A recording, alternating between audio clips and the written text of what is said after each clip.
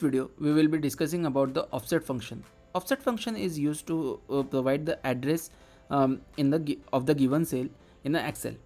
So it shifts rows and columns, and it provides the address to the cell to the function. So how to use the offset function? So let's see. For example, I want to find the salary of Anderson Carroll here. To get that, we can type equal to then OFFSET offset, then open bracket. Now in the syntax of the offset function, we have to provide reference, rows, columns, height and width. So the reference I will provide at it as a reference as my employee name. Employee name is my reference from where I want to go for the Anderson Carroll. So reference point basically is termed as 0 0, means value of row as 0, value of column as 0. So if I want to go to if I want to go to salary, then with reference to the reference point, the salary is in the second column, 0 1 2, and I want to go to Anderson Carroll, so it is in the fifth row, 0 1 0 1 2 3 4 5. So this is where the Carroll will be. So I will just type in comma. Now it is asking for the rows, so the rows will be 5 as I shown you. Now the type in comma again, then column will be at 2. Then you can close the bracket, because height and width is given into a square bracket, which means they are optional for the function. So I will just close the bracket. Here it is. We got the salary of the Anderson Carroll as 50825. Now let's see how to use the offset function with other functions like average or sum with the basic functions. So for example, I want to find the salary of the average of the last 5 persons in this employee code. So one basic way can be average salary of 5 last 5 people.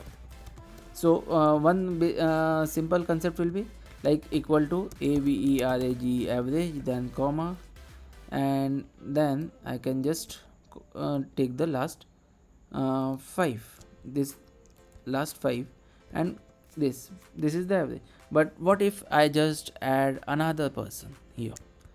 What if I just add here another? So here again the last 5 and the rules break, and here the average is coming for this, then I have to shift this to lower grade, then only I will get that average. So how to resolve that issue? We can use the offset function. So for that you have to go into here.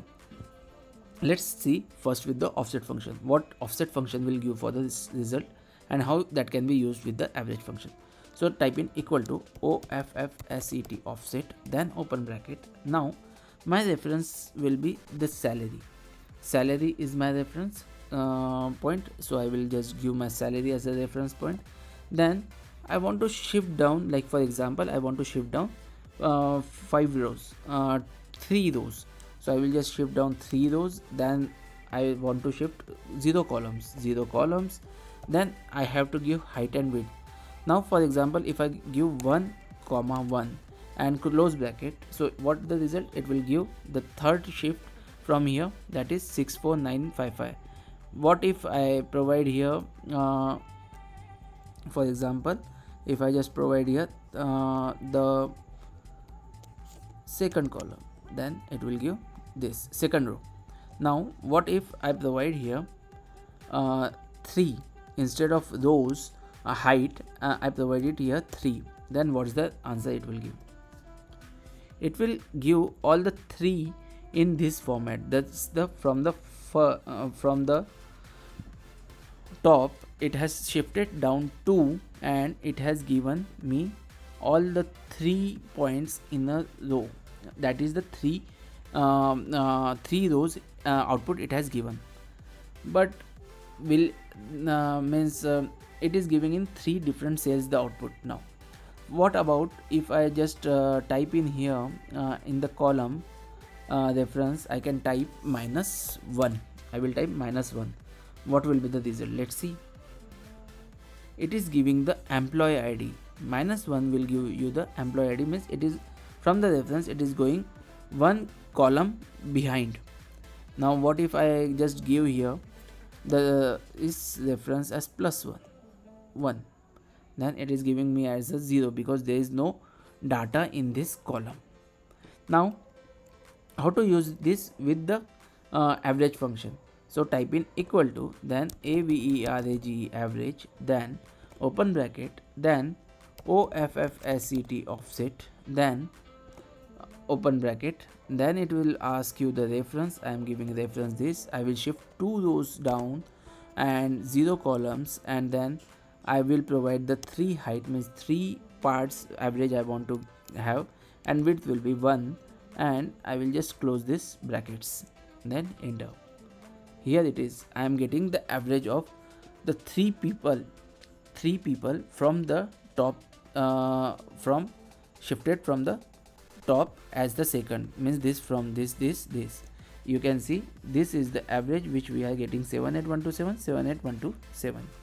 Till now we have got how to use the function called offset and how to use it with the average function.